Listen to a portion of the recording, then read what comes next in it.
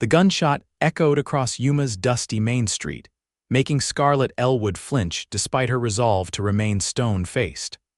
Her father's funeral had ended an hour ago, but she couldn't bring herself to leave the weathered porch of Ellwood Ranch Supply, the business that was now entirely hers. Arizona Territory, 1885, was no place for a woman alone, or so everyone kept reminding her. "That's Reynolds and his boys celebrating payday," Marshall Thompson said, joining her with a sympathetic nod. "Miss Ellwood, have you considered what we discussed, a woman running a supply store alone?" "It's not proper, not safe," Scarlett's jaw tightened. "My father built this business from nothing, Marshall. I've been keeping his books since I was 16. I'm 23 now, and I know this store better than anyone," the marshal sighed, twisting his hat in his hands. "What about Thomas Winters? He's expressed interest in my store, not in me," Scarlett cut in. "Every suitor who's come calling since father fell ill has had his eye on the property, not the woman. A husband would provide protection, security," Scarlett's green eyes flashed. "I'd rather protect myself." The marshal shook his head and departed, leaving Scarlett to lock up the store. She gathered her skirts and headed toward her small house behind the store, ignoring the whispers that followed her. 6 marriage proposals in 3 months, each more transparent than the last. Yuma was growing rapidly with the railroad's expansion, and Ellwood Ranch Supply sat on a prime corner of town. Inside her home, Scarlett changed out of her black morning dress into a simple cotton nightgown. She pulled her father's ledger from the shelf and spread it across the kitchen table. The numbers didn't lie. She had 3 months before debt collectors would come knocking if business didn't improve. The large ranches were increasingly ordering directly from catalogs, bypassing her store. A knock at her back door startled her. Scarlett reached for the shotgun her father had insisted she learn to use. "Who's there?" she called, keeping her voice steady. "Xavier Sullivan, madam, new to town. Your back door was unlocked and I saw the light, thought I should let you know." Scarlett approached cautiously, shotgun ready. Through the window she could see a tall man, hat in hand, standing respectfully back from the door. His clothing was trail-worn but clean.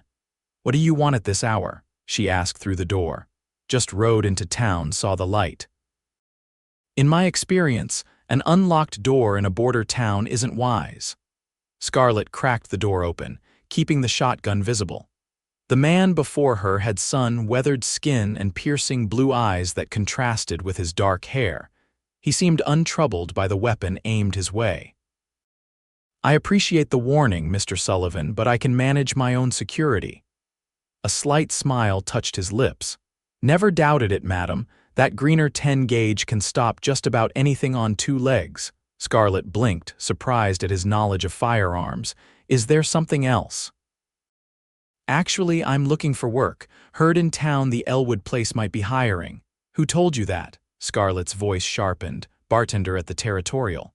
Said the owner passed recently, store might need help." He paused. "Sorry for your loss," Scarlett studied him. "I don't need help." "With respect, madam, that's not what your stockyard says. Saw at least 3 fence posts down on my way by and your loading docks missing planks. Dangerous for customers." She bristled at his observation, more so because it was accurate. "Good night, Mr. Sullivan." Xavier Sullivan nodded once, placing his hat back on his head. "Madam." He turned to leave but paused. "If you change your mind, I'll be at the livery. I'm handy with tools, good with numbers, and I don't scare easy." After he left, Scarlett closed and locked the door, troubled by the encounter. The man was right about the repairs, but hiring help meant less profit in an already struggling business. The next morning, Scarlett opened the store earlier than usual. To her surprise, a small crowd of ranch hands was already gathered outside the Reynolds outfit preparing for a cattle drive. "Miss Ellwood," Hank Reynolds greeted her, hat in hand. "Need supplies for 20 men, 2-week drive to Tucson." This was exactly the business she needed. Scarlett worked efficiently, filling their order while answering questions about saddle repairs and ammunition. She was totaling their purchases when Reynolds frowned. "Harness leather seems high." "The price is fair, Mr. Reynolds. Tannery rates went up last month. Your father would have given us the old price." Reynolds leaned on the counter. "Perhaps if you had a man helping you understand business." Scarlett's polite smile didn't reach her eyes. "My father taught me everything about this business, including when to hold firm on prices." Reynolds scowled. "Then I'll take my business to Phoenix next time." "That's your right," Scarlett replied evenly, though her heart raced at the prospect of losing such a large account. As Reynolds stormed out, his men following, Scarlett noticed Xavier Sullivan leaning against a hitching post across the street. He'd witnessed the entire exchange.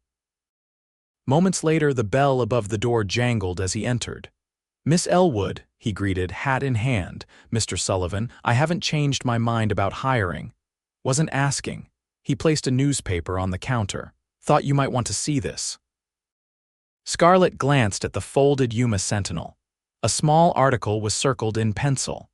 "Railroad Commission approves Southern Pacific expansion. New depot to break ground in Yuma by year's end." Her mind raced. A new depot meant construction crews, more business, increased property values. "Where did you get this?" she asked. "Worked for the railroad in California, still have contacts." He nodded toward the paper. "Property owners near the planned depot stand to profit considerably." Scarlett studied him with new interest.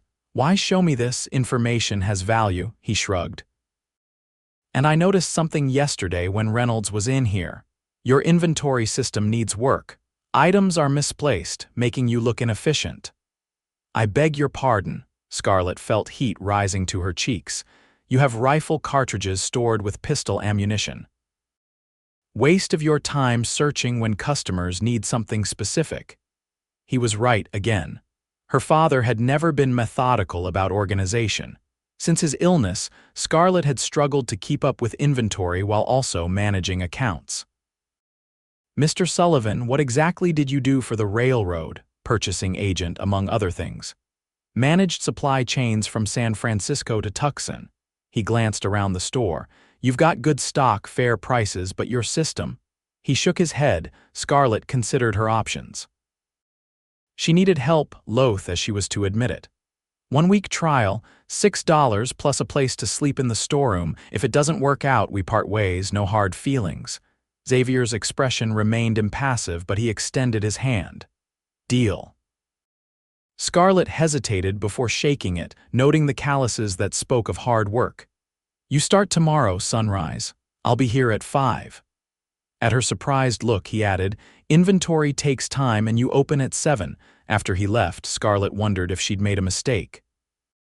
Her independence had become her shield against the constant pressure to marry, to relinquish control of her life and business.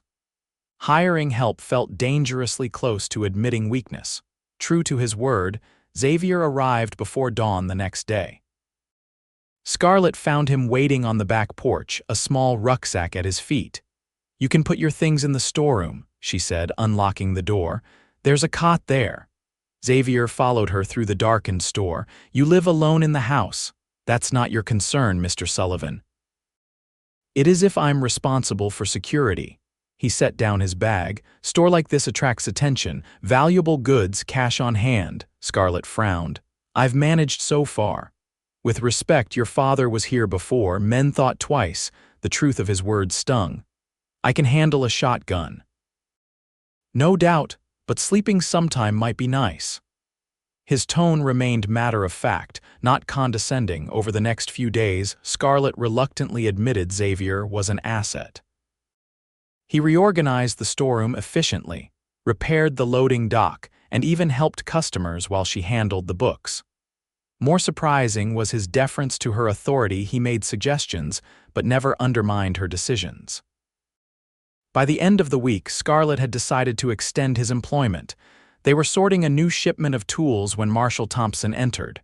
"Miss Ellwood," he nodded, then eyed Xavier suspiciously. "Sullivan." "Marshall," Xavier replied, continuing his work.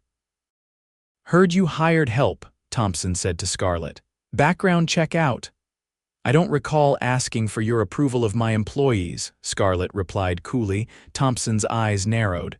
"Just being cautious." Man shows up out of nowhere, gets close to a vulnerable woman. I'm not vulnerable, Scarlett interrupted. And I'm not interested in anything but honest work, Xavier added, his voice level but firm. The marshal snorted. Sullivan, I sent a telegram to the railroad office in San Francisco. Funny thing, they've never heard of you. Xavier set down the box he was unpacking, his movements deliberate. I worked for Central Pacific Sacramento office, not Southern Pacific in San Francisco. Is that right? Thompson's hand rested near his gun. Because I find it mighty suspicious a man with your skills ends up in a place like Yuma, working for wages when you claim to have had railroad experience. Scarlett looked between the men, tension crackling in the air. Marshal, Mr. Sullivan has proven himself capable and honest in his work here. Perhaps, Thompson conceded, but I'll be watching. Railroads bringing opportunities to Yuma also brings those looking to exploit them. With that, he departed. The moment the door closed, Scarlett turned to Xavier. Is there something I should know? Xavier continued unpacking tools as if the confrontation hadn't occurred. I worked for Central Pacific, left on good terms. Then why some men don't like taking orders from those they consider beneath them? I had a disagreement with a supervisor. He looked at her directly.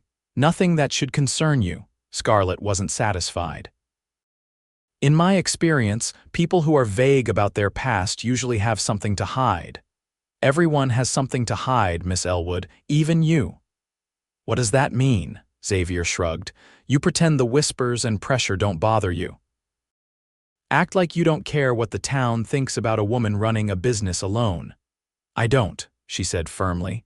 Then why check the street before opening each morning? Why hesitate when female customers ask personal questions?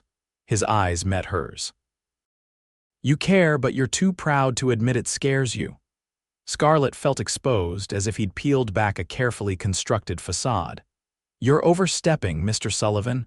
Probably, he agreed, but I understand pride. Sometimes it's all that keeps us going. An uncomfortable silence fell between them. Xavier returned to his inventory work while Scarlett retreated to the counter, unsettled by his perceptiveness. That evening after closing, Xavier repaired the fence surrounding the stockyard. Scarlett brought him water, watching as he worked efficiently in the fading light. Where did you learn carpentry? She asked. My father was a builder in Boston. Xavier drove another nail into the post. Taught me his trade before I left home. Why did you leave? He paused, wiping sweat from his brow. War came, enlisted in '62, fought 3 years. After that, Boston felt confining. Scarlett calculated quickly. You must be in your 40s then. A rare smile crossed his face. 39, Miss Ellwood, enlisted young. And you never settled anywhere. Railroad work means moving where you're needed. He hammered the final nail. What about you? Always lived in Yuma, Scarlett nodded. Father moved us here when I was 12 after Mother died. He saw opportunity in supplying the ranches and army. Smart man.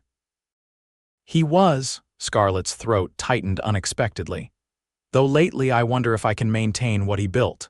Xavier set down his hammer. You've got good instincts for business, just need confidence in them.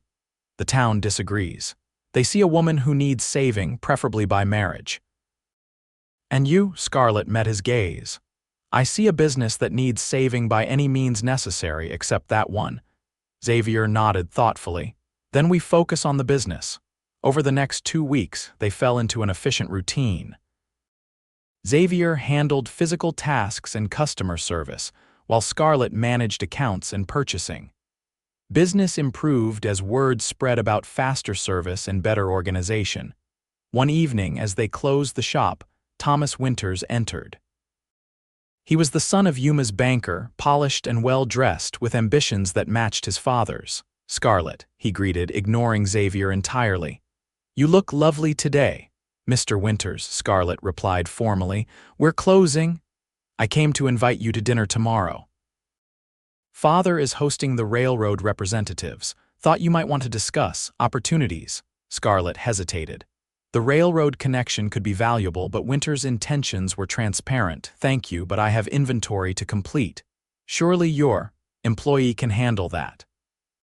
Winters glanced dismissively at Xavier. This dinner could secure your future. Xavier continued his work silently, though Scarlett noticed his jaw tighten. My future is secure through my own efforts, Mr. Winters. Scarlett. Winters lowered his voice, stepping closer. A woman alone cannot hope to compete in the coming boom. You need allies, influential ones. Miss Ellwood has made her position clear, Xavier said quietly, moving between them. Winters drew himself up indignantly. This doesn't concern you, hired hand. It concerns the store's closing time, which you're delaying. For a moment, tension crackled between the men. Then Winters adjusted his coat with exaggerated dignity. I see your father's unfortunate stubbornness lives on in you, Scarlett. Remember my offer when reality becomes clearer. With that, he departed. I could have handled that, Scarlett said after the door closed. I know. Xavier resumed sweeping. But sometimes it's easier when someone else says what you're thinking. Scarlett studied him. And what am I thinking, Mr. Sullivan? That you're tired of men assuming your independence is a temporary condition to be cured by marriage. He leaned on the broom. That you'd rather fail on your own terms than succeed on someone else's. His understanding unsettled her. You presume much about my thoughts. I observe. It's different. Xavier's eyes held hers. Your independence scares them because they don't understand it. They think a woman should want protection, security. And you, what do you think? I think strength recognizes strength. He resumed sweeping. Your determination doesn't scare me, Miss Ellwood. It makes me braver. The simple statement hung in the air between them. Something shifted in Scarlett's perception of the man before her, not just an employee, but someone who saw her clearly, perhaps more clearly than anyone had before. The following morning, a telegram arrived from a supplier in Tucson. Prices were increasing by 20%, effective immediately. Scarlett calculated quickly the increase would devastate her already thin margins. Bad news? Xavier asked, noting her expression. Farnsworth's raising prices. Claims rail shipping costs increased. She handed him the telegram. Xavier frowned.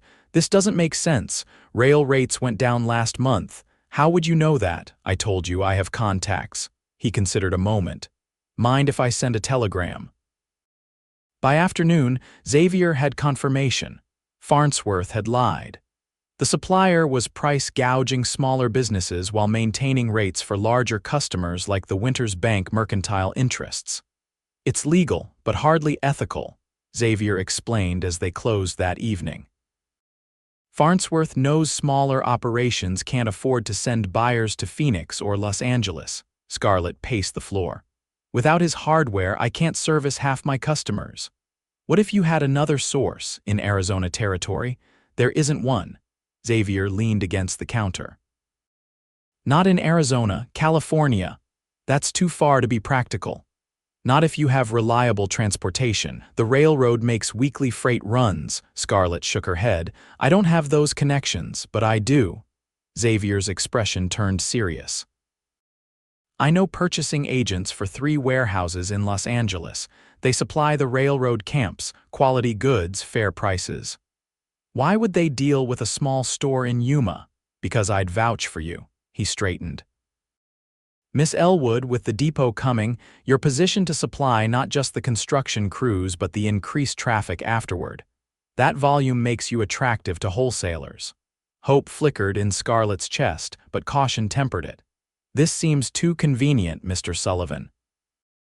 You arrive just as I need help, have railroad connections and now supplier contacts. Xavier met her suspicious gaze steadily. I came to Yuma because I heard about the depot plans, figured there'd be work. The rest is coincidence and experience. And I'm supposed to trust you on faith. No. He shook his head. Trust the results. Let me arrange one shipment. If it works, we continue. If not, I leave. Scarlett considered the risk. If Xavier was running a confidence scheme, he was playing a remarkably long game for little obvious benefit. And his work had already improved her business significantly. One shipment, she agreed finally, but I want to see all correspondence with these suppliers. Of course, he nodded. I'll draft telegrams tonight." 2 days later, samples arrived from California hardware, tools, and dry goods of quality equal to or better than Farnsworth's, at prices nearly 15% lower. "How is this possible?" Scarlett marveled, examining a finely crafted saw. "Volume and competition." Xavier arranged the samples on the counter. "Los Angeles has multiple suppliers competing for business. Farnsworth operates without real competition." Scarlett made her decision. "Place the order, full inventory replacement." It was a gamble, the largest purchase she'd ever authorized, but if successful, it would position Ellwood Ranch Supply to compete directly with the Winters' interests. The following weeks brought dramatic changes. Xavier's California connections proved legitimate, delivering quality goods at competitive prices. Word spread, bringing customers from as far as Tucson. Scarlett expanded store hours and hired a local boy, Miguel, to help with deliveries. As business improved, so did Scarlett's confidence. She no longer hesitated to negotiate with ranchers or stand her ground with difficult customers. Xavier noted the change with quiet approval, stepping back to let her handle increasingly complex transactions. Their working relationship evolved as well. Formality gradually gave way to comfortable companionship. They often worked late, sharing simple meals while discussing business strategy or sometimes just conversing about books they'd read or places they'd seen. One evening, as they sat on the back porch after closing, Scarlett asked the question that had lingered in her mind. "Why did you really leave the railroad, Mr. Sullivan?" Xavier was silent long enough that she thought he might not answer. When he did, his voice was measured. "There was a land speculation scheme. Railroad executives were buying property along planned routes before announcements were made, using inside information for profit."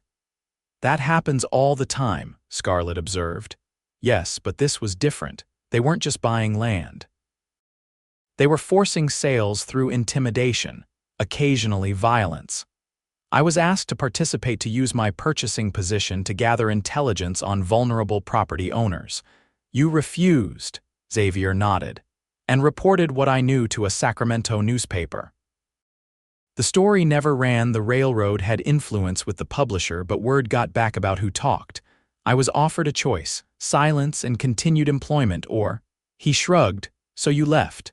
With a reputation as troublesome, that follows a man." Scarlett considered this revelation. "Is that why the marshal can't verify your employment? Central Pacific claims no record of me. Easier than admitting what happened." "Why tell me this now?" Xavier met her gaze directly. "Because you deserve honesty, and because the past has a way of finding us, no matter how far we run." The weight of his words settled between them. Scarlett realized he'd placed his trust in her, sharing information that could damage him further if widely known. "Thank you," she said simply, "for trusting me." Xavier nodded once, his eyes holding hers for a moment longer than necessary, before looking away. The next morning brought news that transformed their business prospects further. The Railroad Commission announced that the depot construction would begin within the month, bringing over 100 workers to Yuma. Scarlett immediately began planning how to capitalize on the opportunity. "We'll need to increase orders by at least 50%, she told Xavier as they reviewed inventory, "and arrange for additional storage.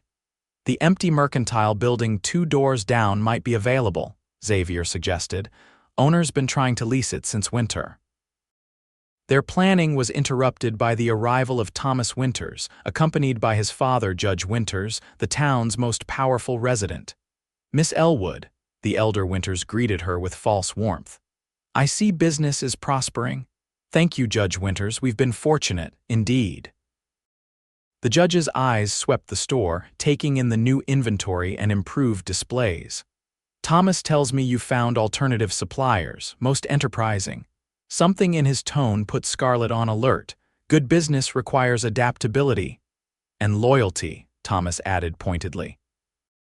"Farnsworth has served Yuma for 20 years. Many consider your Abandonment of a territorial business in favor of California interests rather unpatriotic. Xavier stepped forward.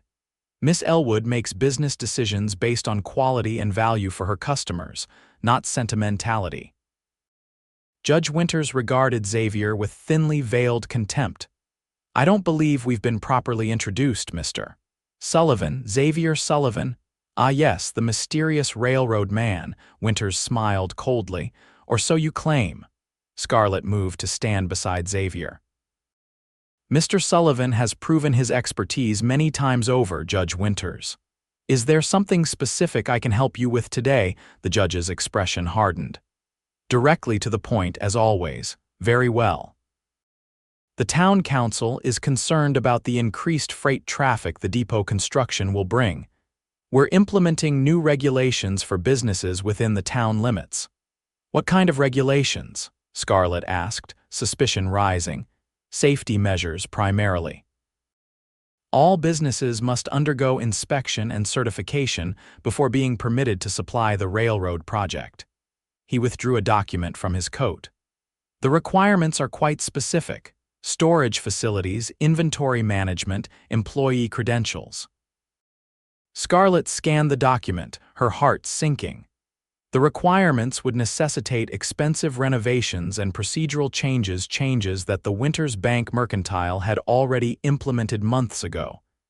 This is targeted legislation, she said, looking up.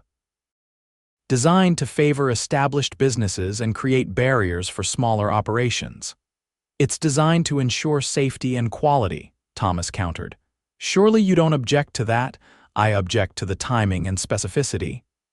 Scarlett's voice remained steady despite her anger. These regulations would require investments that many small businesses can't afford with only 2 weeks' notice. Judge Winters shrugged. Progress requires adaptation, Miss Ellwood. I'm sure a resourceful woman such as yourself can find a solution. His gaze flickered meaningfully to Thomas. Perhaps through strategic partnership. The implication was unmistakable.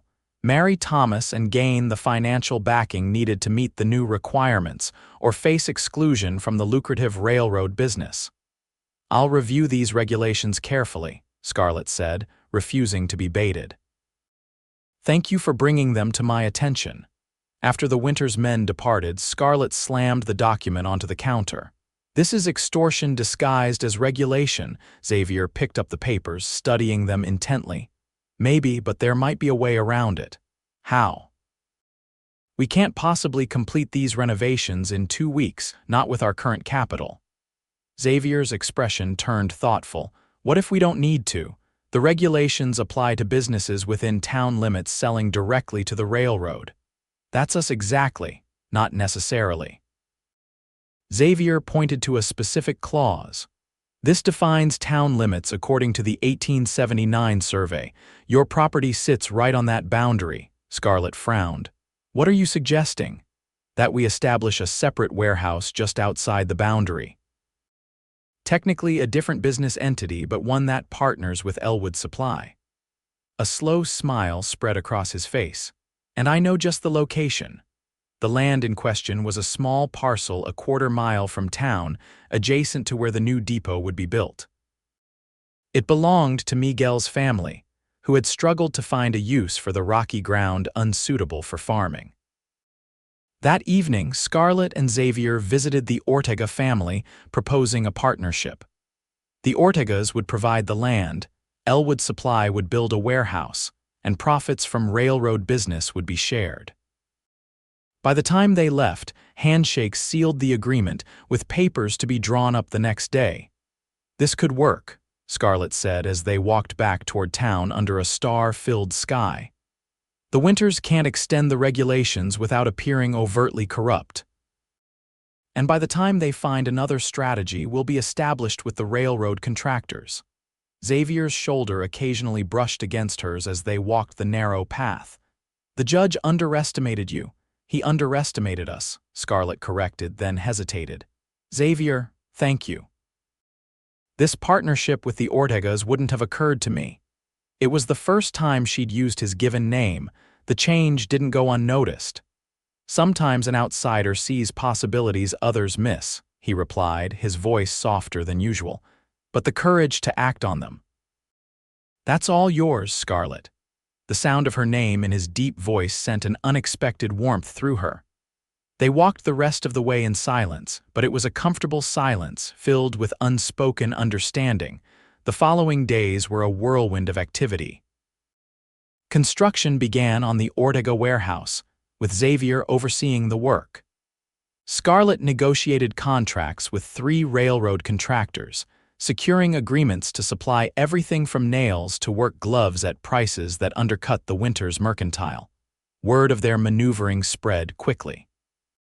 Judge Winters attempted to block their permits, but found himself stymied by his own carefully written regulations.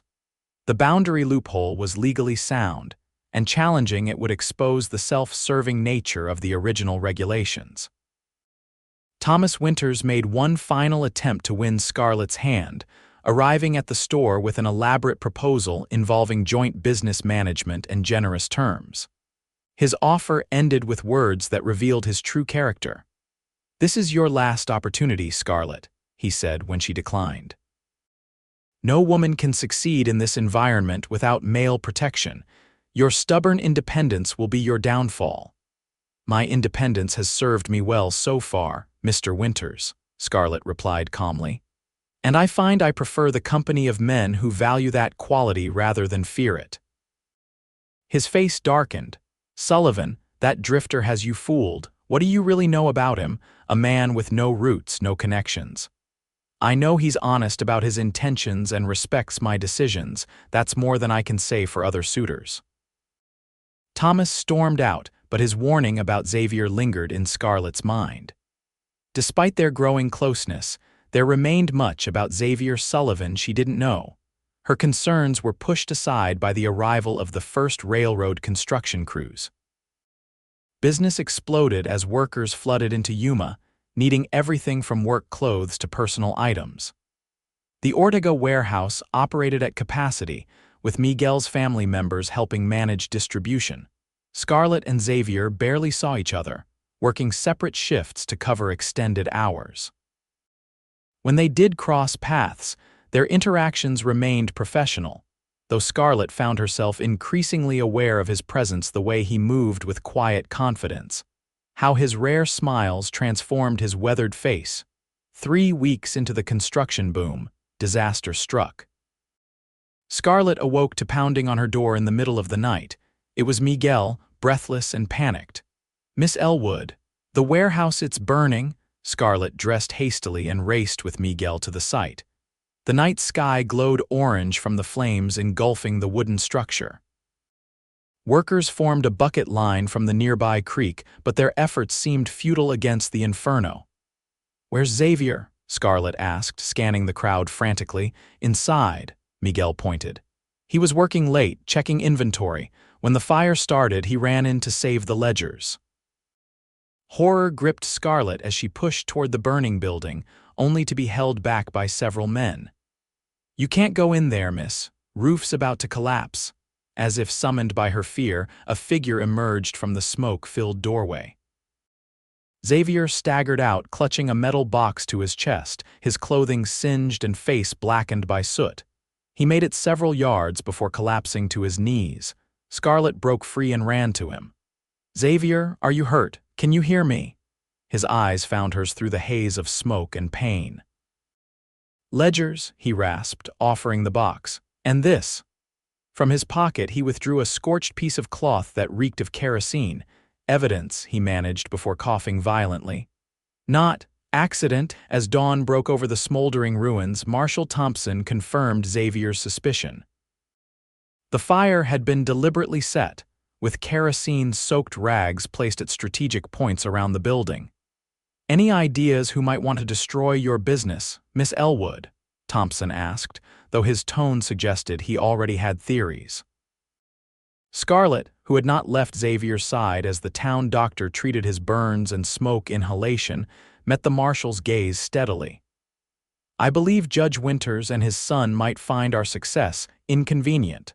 Thompson frowned. "That's a serious accusation against prominent citizens." I'm not making accusations, I'm answering your question. She looked at Xavier, who sat with bandaged hands and determination in his eyes despite his obvious pain. We'll rebuild. With what? Thompson asked.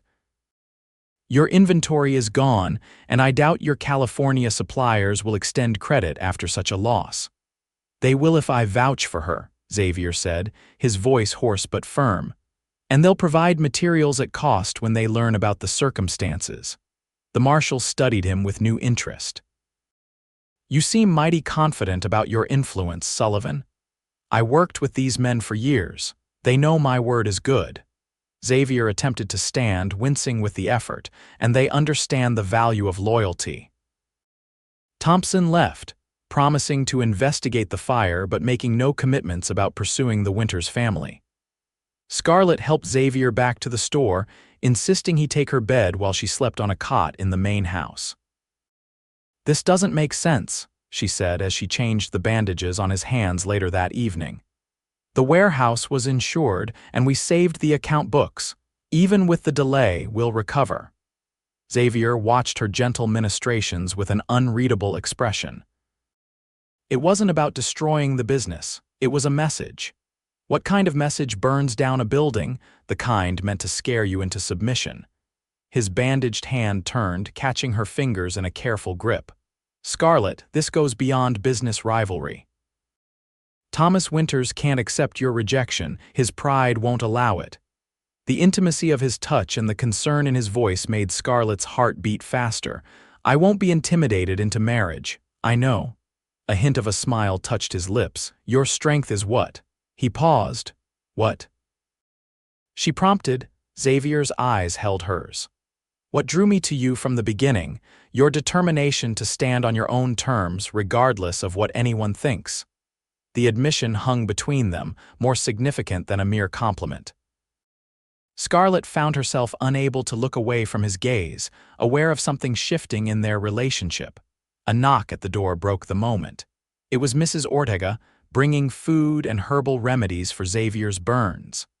The family is ready to rebuild, she told Scarlett in Spanish. Miguel has already spoken with the lumber mill. We start tomorrow. After she left, Scarlett translated for Xavier, the Ortegas aren't giving up. Neither should we. Xavier shifted painfully. I've been thinking about our next step. The fire actually gives us an opportunity. How can destruction be an opportunity? Because we can rebuild better. The original warehouse was hastily constructed. With insurance, money, and supplier credit, we can create something more permanent, more impressive. His eyes lit with enthusiasm despite his exhaustion. A proper distribution center, not just a warehouse, something that positions us for after the depot is completed. Scarlett caught his vision immediately. A hub for regional distribution, serving not just Yuma but surrounding areas. Exactly. The railroad doesn't just bring people to Yuma, it connects Yuma to everywhere else. They talked late into the night, planning and strategizing until Xavier's fatigue could no longer be ignored. Scarlett insisted he rest, but as she turned to leave, he caught her hand again. Thank you, he said simply, for trusting me, for believing in what we can build together. The word together lingered in Scarlett's mind long after she retired to her cot in the main room. She had spent so long defining herself by her independence that the idea of a partnership, a true partnership based on mutual respect, felt both foreign and oddly right. Recovery from the fire progressed faster than anyone anticipated. Xavier's California contacts provided lumber and supplies on credit, with the first shipments arriving just 3 days after the fire. The Ortega family mobilized relatives and friends to clear the burned remains and begin new construction. Most surprising was the community response. Ranchers who had done business with Ellwood Supply for years sent men to help with rebuilding. Women from town brought food for the workers. Even some of the railroad construction crew volunteered their off hours, appreciative of the fair prices Scarlett had offered. Xavier, despite his injuries, supervised the reconstruction from a chair, directing the more experienced builders and ensuring the new design incorporated their expanded vision. Scarlett divided her time between the store and the warehouse site, maintaining regular business while planning for the future. 2 weeks into rebuilding, Marshall Thompson brought unexpected news. He arrived at the store just before closing, his expression uncharacteristically grave. "Miss Ellwood, Sullivan, you'll want to hear this privately." Scarlett locked the front door while Xavier joined them at the counter. "What is it, Marshall?" Thompson removed his hat, turning it in his hands. "We arrested a man for the warehouse fire." "One of Judge Winter's ranch hands, fellow named Larson." Xavier leaned forward. "Did he confess?" "Better. He had a letter written in Thomas Winter's hand promising payment for resolving the Ellwood situation." Thompson's eyes narrowed. "Larson claims he only meant to scare you, not burn the place down. Says the fire spread faster than he expected." "Will the judge be charged?" Scarlett asked, hardly daring to hope for justice against such a powerful man. Thompson grimaced. "That's complicated. No direct evidence links the judge himself, and Thomas has already left town supposedly on banking business in San Francisco." "Convenient," Xavier muttered. "Maybe so, but here's what matters. The territorial governor's office has taken interest. The Railroad Commission doesn't appreciate interference with their contractors' suppliers." A slight smile crossed the marshal's face. "Judge Winters has been asked to recuse himself from any matters involving railroad development. His influence has been curtailed." After Thompson left, Scarlett and Xavier absorbed the implications of this development. "It's not perfect justice," Scarlett said, "but it clears the path forward." Xavier nodded. "And sometimes that's enough." He hesitated, then added, "Scarlett, there's something I need to tell you." "Something I should have explained sooner." The seriousness in his tone alarmed her. "What is it?" Xavier took a deep breath. "My role at the railroad wasn't just purchasing. I was an investigator for the corporate office, looking into corruption and fraud within the company." "Like the land speculation you mentioned?" "Yes, but more extensive.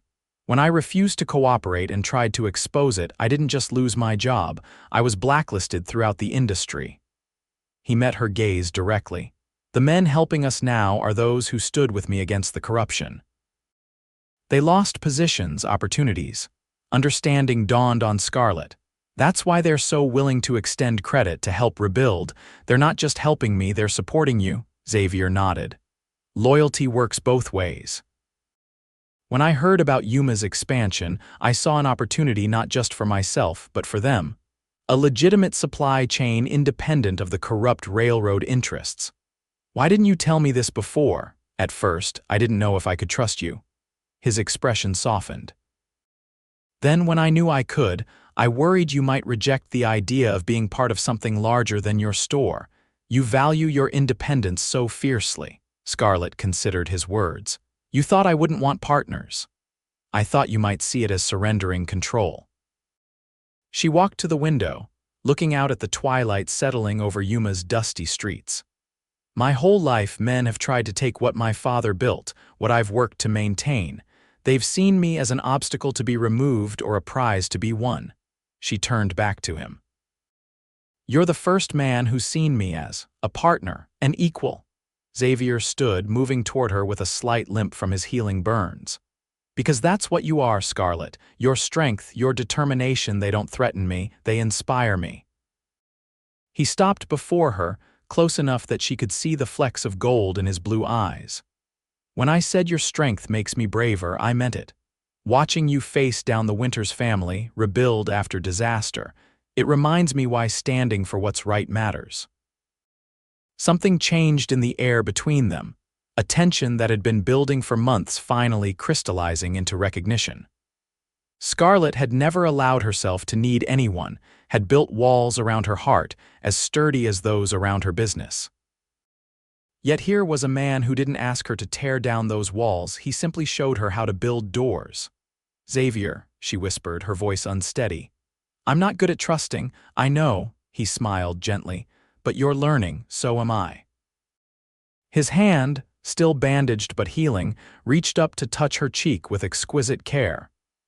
Scarlett leaned into the touch, allowing herself to acknowledge the feelings she'd been denying for weeks.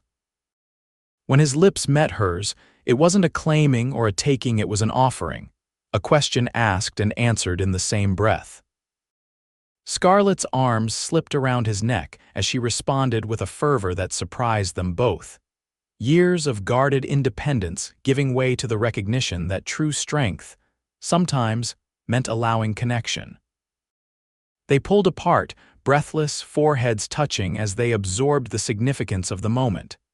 "This complicates our business arrangement," Scarlett said, a smile playing at her lips.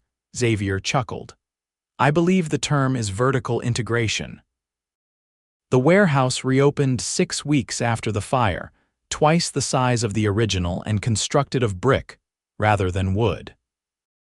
As Xavier had envisioned, it functioned not just as storage but as a distribution hub, with a small office where suppliers and customers could place orders without traveling into town. Judge Winter's influence in Yuma diminished as the railroad investigation into local corruption widened. Thomas never returned from San Francisco, reportedly finding a position with a banking firm there far from the scene of his crimes and the woman who had rejected him. Scarlett and Xavier's relationship evolved alongside their business partnership. They worked together during the day, their complementary skills creating an enterprise that thrived beyond either's individual vision. Evenings were spent on Scarlett's porch, planning for the future both professional and personal. 3 months after the fire, with the depot nearing completion and their business firmly established as Yuma's premier supplier, Xavier proposed. It happened not with grand gestures or public declarations, but quietly as they reviewed the day's accounts at Scarlett's kitchen table. "We should consolidate," he said, looking up from the ledger. Scarlett raised an eyebrow. "The businesses, I thought we agreed keeping them separate provided better protection against future attacks, not the businesses." Xavier reached across the table, taking her hand. "Us." "Are you proposing a merger, Mr. Sullivan?" Scarlett asked, her heart racing despite her calm exterior. "I'm proposing marriage, Miss Ellwood." His thumb traced circles on her palm, a partnership in every sense. Scarlett studied him, this man who had appeared in her life when she needed him most, who had never asked her to be less than she was. Most men want wives who will follow their lead, not challenge their every decision. "I'm not most men," Xavier's eyes held hers, "and you're not most women." "That's precisely why I love you." The word love hung in the air between them, a declaration he hadn't made until this moment. Scarlett found herself speechless, emotions overwhelming her carefully maintained composure. Xavier continued, his voice soft but certain. "I don't want to tame your independence, Scarlett. It's the quality I admire most. I'm asking if you'll share your life with someone who values your strength, who wants to build something lasting beside you, not despite you." Tears filled Scarlett's eyes, not of sadness or surrender, but of recognition. Here, finally, was a man who saw her completely and loved what he saw. "Yes," she whispered, then more firmly. "Yes, I'll marry you, Xavier Sullivan." They were married 2 weeks later in a simple ceremony attended by the Ortega family and a few close friends. Scarlett wore a practical blue dress rather than traditional white, with wildflowers in her hair. Xavier, fully recovered from his injuries, stood tall in a new suit, his eyes never leaving hers as they spoke their vows. The ceremony reflected their relationship. Straightforward, honest, built on mutual respect rather than romantic notions. The celebration afterward, however, revealed the joy they'd found in each other, as they danced under lantern light in the Ortega's courtyard, their usual reserve giving way to genuine happiness. Later that night, in the privacy of what was now their home, Xavier presented Scarlett with an unusual wedding gift. Partnership papers, formally establishing Ellwood Sullivan Trading Company with equal ownership divided between them. "So I'm not just gaining a wife," Scarlett noted with a smile, "but a business partner with legal standing." "Your father built something valuable," Xavier said, sitting beside her on the bed. "I wanted to ensure you never felt I was taking that from you." Scarlett set the papers aside, turning to face him fully. What my father built was important. What we're building together matters more. Their kiss sealed not just their marriage but a partnership unlike any Yuma had seen, a union of equals, each made stronger by the other's presence. Over the next year, Ellwood Sullivan Trading expanded beyond Yuma, establishing supply relationships throughout southern Arizona and into California. Their reputation for fair dealing and quality merchandise spread, bringing contracts with mining operations and army outposts. When Scarlett discovered she was expecting their first child, she approached the news with the same practical determination she brought to business. Pregnancy wouldn't sideline her. It would simply require adjustments to their operation. Xavier supported her decisions completely, hiring additional help to manage physical tasks while ensuring Scarlett remained involved in all business decisions. He took to reading aloud from supply catalogs and railroad shipping schedules in the evenings, joking that their child would be born understanding inventory management. Their son, James Edward Sullivan, arrived in the spring of 1887, healthy and strong-lunged. Scarlett recovered quickly from the birth, establishing a nursery adjacent to the store office where she could tend to both her child and her business. Visitors to Ellwood Sullivan Trading often expressed surprise at finding a woman with an infant managing such a successful enterprise. More surprising to them was Xavier's evident pride in his wife's capabilities, his willingness to take the baby when needed without complaint or condescension. "You have an unusual arrangement," Marshall Thompson commented one afternoon, watching Xavier demonstrate a new plow to a customer while Scarlett negotiated a lumber contract, their son sleeping peacefully in a basket nearby. "We have a partnership," Xavier corrected, "built on respect." The Marshal nodded thoughtfully. "Times are changing, I suppose." "Not fast enough," Scarlett added, joining them after concluding her business. "But we're doing our part to move things along." As Yuma grew with the completed railroad connection, so did the Ellwood Sullivan family and business. Their second child, a daughter named Catherine, joined them 2 years after James. By then, their enterprise included not just the original store and warehouse but a lumber yard and small factory producing specialized equipment for desert farming. Scarlett's independence, once viewed as an impediment to marriage, proved to be the foundation of their success. Her willingness to challenge conventional thinking led to innovations that distinguished their business from competitors. Xavier's steady support and strategic vision complemented her practical approach, creating a whole greater than its parts. 5 years after their marriage, Thomas Winters returned to Yuma, his banking career in San Francisco having ended under suspicious circumstances. He found a transformed town and an unrecognizable Ellwood Ranch supply, now the headquarters of a regional trading company. He encountered Scarlett on the street outside the bank one morning, their first meeting since the fire. She was discussing shipping arrangements with a railroad agent, her now 5-year-old son holding her hand while her daughter rode in Xavier's arms. "Scarlett," Thomas greeted her, his tone a mixture of surprise and lingering bitterness. "I see you've adapted to married life after all." Scarlett regarded him coolly. "Mr. Winters, I hear you've returned to assist your father in his retirement." "Yes, well, family obligations." His gaze shifted to Xavier and the children. "So the independent businesswoman became a mother after all. How conventional."